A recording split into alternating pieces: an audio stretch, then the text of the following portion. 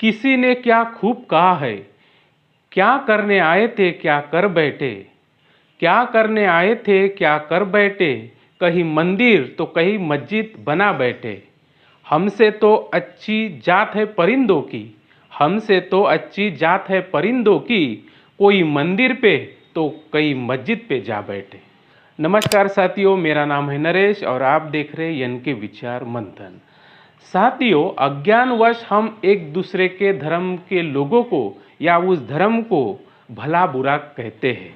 हिंदू मुसलमान को इसलिए बुरा कहते हैं कि वो गाय को काट कर खाते हैं, और मुसलमान हिंदू को इसलिए बुरा कहते हैं कि वो एक अल्लाह की भक्ति छोड़ के बहुत सारे देवी देवताओं की भक्ति करते हैं।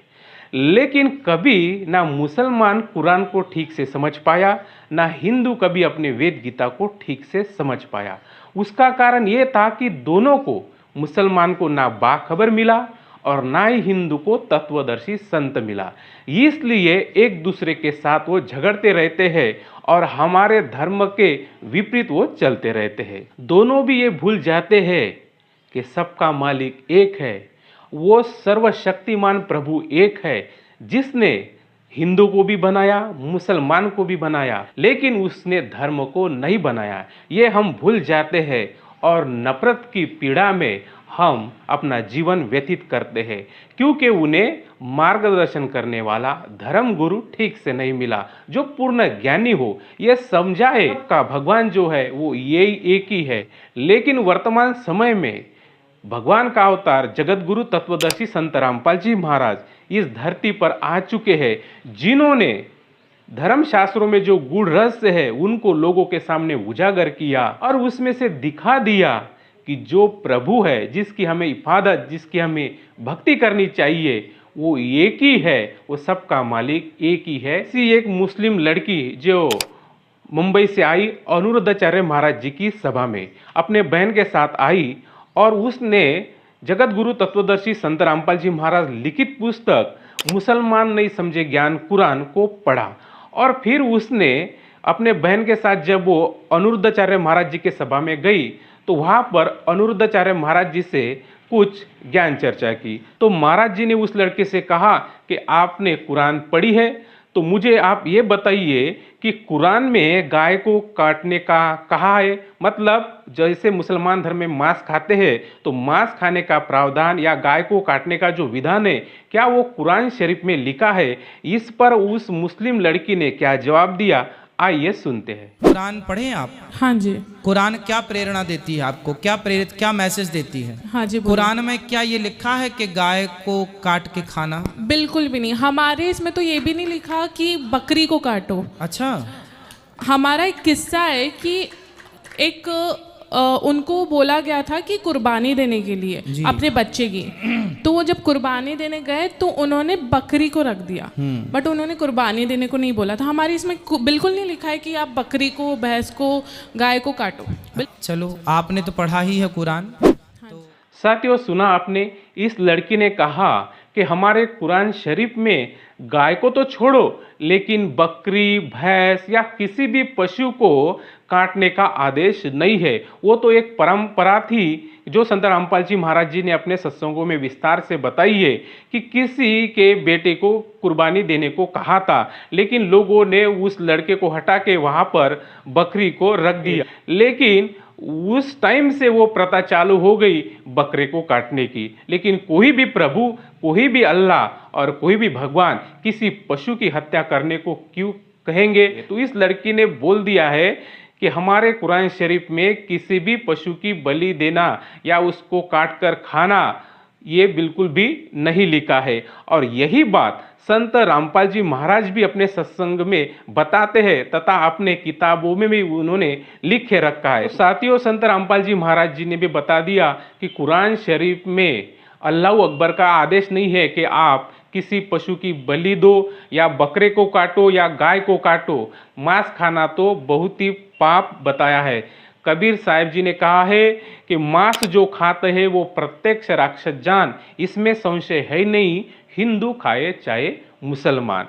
किसी को पीड़ा दे के उसको काटना और उसका मांस खाना, ये तो एक राक्षस का ही काम हो सकता है, वो हिंदू हो, मुसलमान हो या कोई भी धर्म का इंसान हो, वो तो राक्षस ही कहलाएगा। तो साथियों, जब महाराज जी ने कहा कि हमारे वेदों में जो है अहिंसा को बढ़ावा दिया है, हमारा धर्म जो है हिंदू धर्म अहिंसा पर टिका है, तो उस लड़की ने कहा कि महाराज जी, हिंदू धर्म की गीता हो या मुसलमान धर्म की जो कुरान हो, दोनों में एक सरीका ही ज्ञान है। ये बात आपको थोड़ी सी अजीब सी लगेगी, लेकिन जब आप संत रामपाल जी महाराज जी के सत्संग सुनोगे या उनकी किताबें पढ़ोगे तो समझ में आएगा कि गीता ज्ञानदाता और कुरान शरीफ का ज्ञानदाता एक ही है, और गीता की और कुरान की बहुत सी बातें जो है बिल्कुल मिलती जुलती है। कुरान शरीफ में भी लिखा है कि जिसने 6 दिन में सृष्टि रची और 7वें दिन तख्त पर बिराजा, उस अल्लाह की खबर किसी बाखबर से पूछ के देखो। और यही बात गीता में कहा है, अध्याय नंबर 4 श्लोक नंबर 34 में, कि उस परम तत्व की जानकारी तुझे तत्वदर्शी संत ही देंगे, उनकी खोज कर। तो ना ही वेदों में वो पूरी जानकारी है, ना कुरान शरीफ में वो पूरी जानकारी है। इसलिए जब तक वो तत्वदर्शी संत नहीं मिलता है, तब तक हमें आध्यात्मिक ज्ञान जो है पूरा नहीं होता है, और हम एक दूसरे के साथ ऐसे ही लड़ते रहेंगे।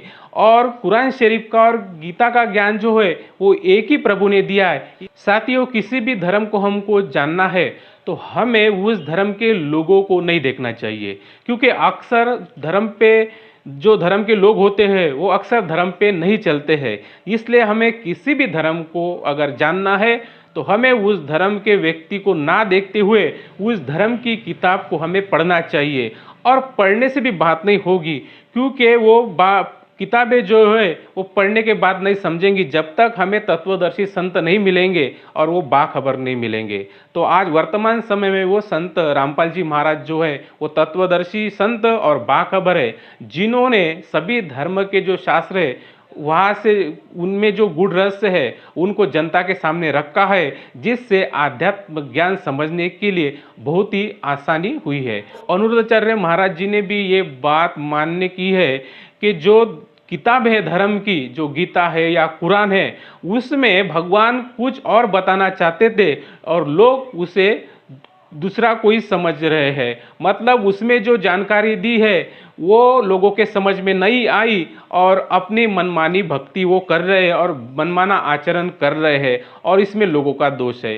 अनुरुद्धाचार्य महाराज जी, इसमें लोगों का दोष नहीं है, इसमें दोष जो है वो धर्म गुरु का है। आप लोगों ने उस ज्ञान को ठीक से समझा नहीं है, उस कुरान को ठीक से समझा नहीं है, वो गीता को आपने ठीक से समझा नहीं है, इसलिए लोगों के सामने आपने गलत ज्ञान परोसा है। इसलिए इसमें लोगों का दोष नहीं है, दोष आपका है। और आपका दोष इसलिए है कि आपको तत्वदर्शी संत ही नहीं मिला और आपने अपना मनमाना जो है धंधा चालू कर दिया, और आपको पूरा ज्ञान ना होने की वजह से आप देश में जो है ना हिंसा को खत्म कर पा रहे, ना आप भ्रष्टाचार को खत्म कर पा रहे, ना आप जातिवाद को, और ना ही आप भेदभाव को, और ना ही आप नशे को दूर कर पा रहे हैं। ये तो काम संत रामपाल जी महाराज जी कर रहे हैं। तो साथियों, इस लड़की ने जो है संत रामपाल जी महाराज लिखित पुस्तक मुसलमान नहीं समझे ज्ञान कुरान को पढ़ा और ज्ञान को समझा, तभी तो इसने संत रामपाल जी महाराज जी के बातों का समर्थन किया।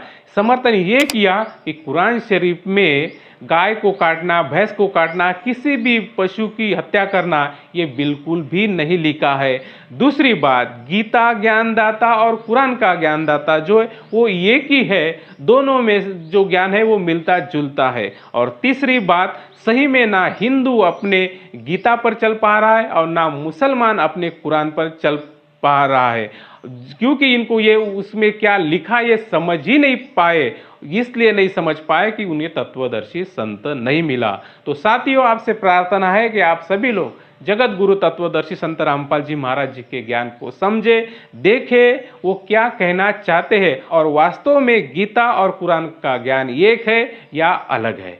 साथियों, आज की वीडियो में बस इतना ही। अगर आपको मेरे विचार अच्छे लगे तो इस वीडियो को लाइक, शेयर तथा कमेंट्स जरूर करें। और हाँ, आपने अभी तक हमारे चैनल को सब्सक्राइब नहीं किया है तो चैनल को सब्सक्राइब जरूर करें। फिर मिलते हैं नए विचार मंथन के साथ। धन्यवाद।